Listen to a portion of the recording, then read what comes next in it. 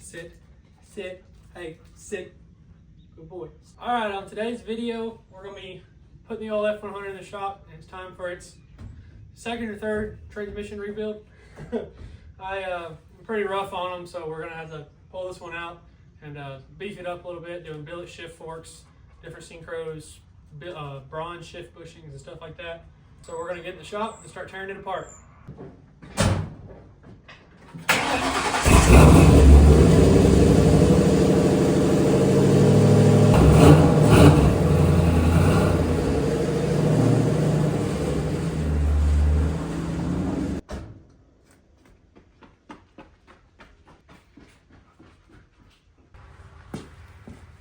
Of course, the battery's dead on it.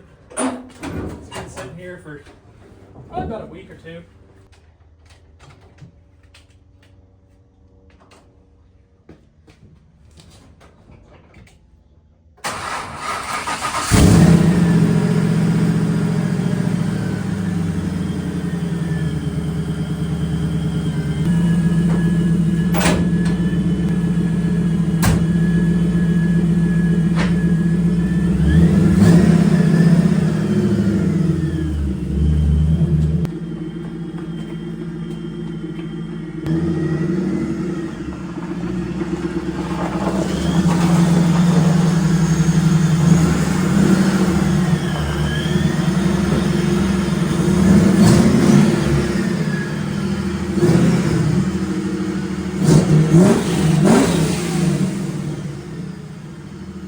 Got to start inside, get this shifter taken out.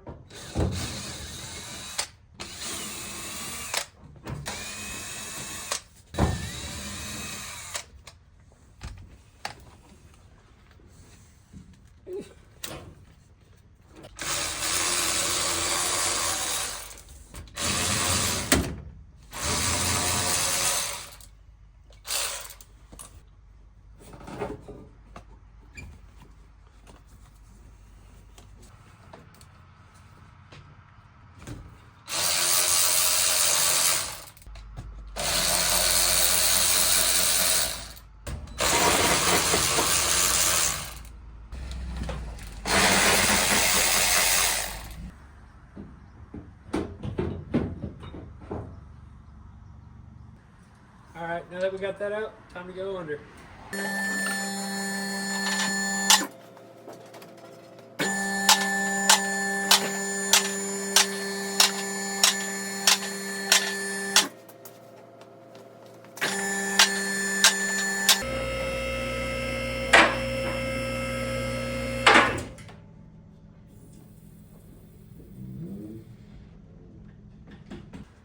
Next, we gotta take out this pretty stainless exhaust.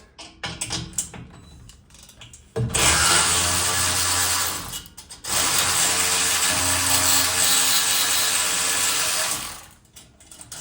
figured I would have to take out the transmission pretty frequently, or at some point at least. So I went ahead and made this center section pop out so the transmission will come out without interfering.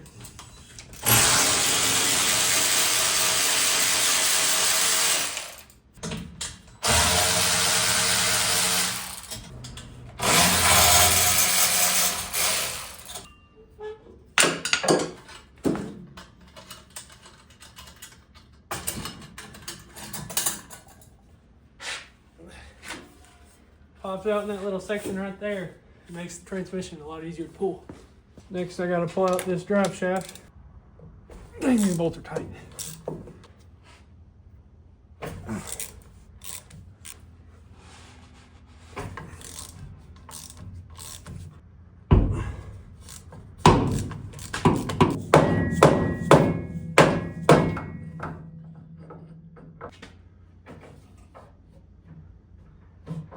Oh, I should have drained the fluid first.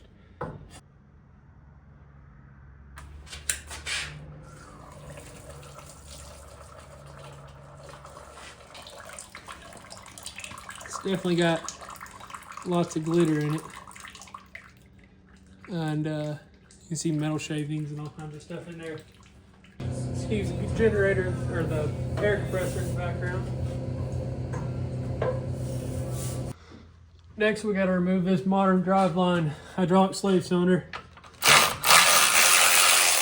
It ever since I bought it, I mean, it was like $300 or $400. I can't remember exactly, but it's never quite worked right, and you can actually see where we had to modify the bracket to accept holes closer to push the clutch in further. And it's never really worked right. It never fully releases. And I think that might be part of the problem why I keep messing up synchros and shift forks, is because it's not completely releasing. I mean, it releases enough to drive, but as far as that goes, I think I'm going to go to back to a cable style clutch and try to sell this one.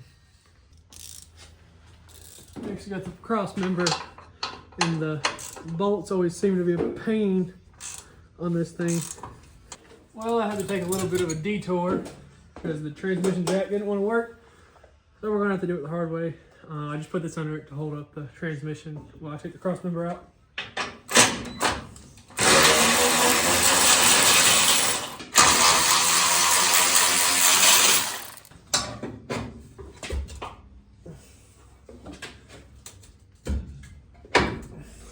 Basically just gotta pry it out and hope you don't get hit in the mouth.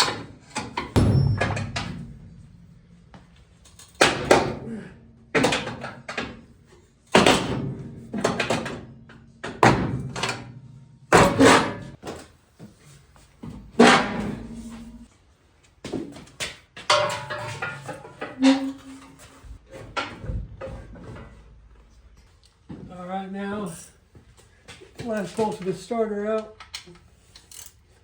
And try not to get shocked because I forgot it under the battery and I don't feel like bringing the truck back down.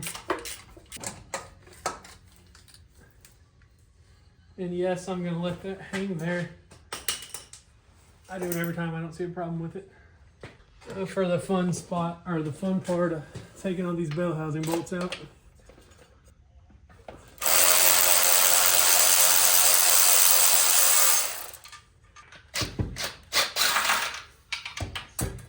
Ooh.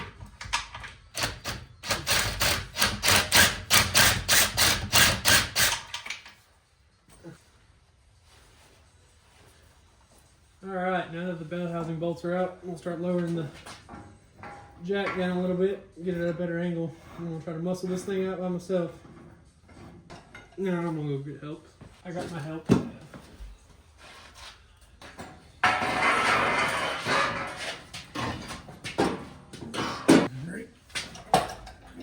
Go back. There we go. Put the table with it. All right, so here's the pretty McLeod clutch. Got the transmission all out, and it's over there on the table. And came out pretty smooth. I had to get help from Pops. And so here it is. It's TR3650. Everything looks good. Still pretty. I mean, it's only been in there for a few months. The truck's gonna sit on the lift. I'll lower it down, of course, but it'll sit there until I can get it back from the guy that's rebuilding it. Like I said, gonna do stronger shift forks. Gonna do billet shift forks. Different synchros. I'm gonna get bronze shift pads and see what else was messed up. There was quite a bit of metal shavings in the oil or the fluid in it, so we're gonna get into it, see what's in there. All right, well, that's gonna do it for this video. If you enjoyed, hit that like button. If you like it even more, subscribe. We'll get some more footage film whenever we get the transmission back in and go for some drives or whatever. And just the whole process of rebuilding this thing. We're gonna go, like I said, cable clutch instead of hydraulic, and see how I like that. We've done it on a couple different builds, and it seems to always work good. So we're gonna try that on this truck.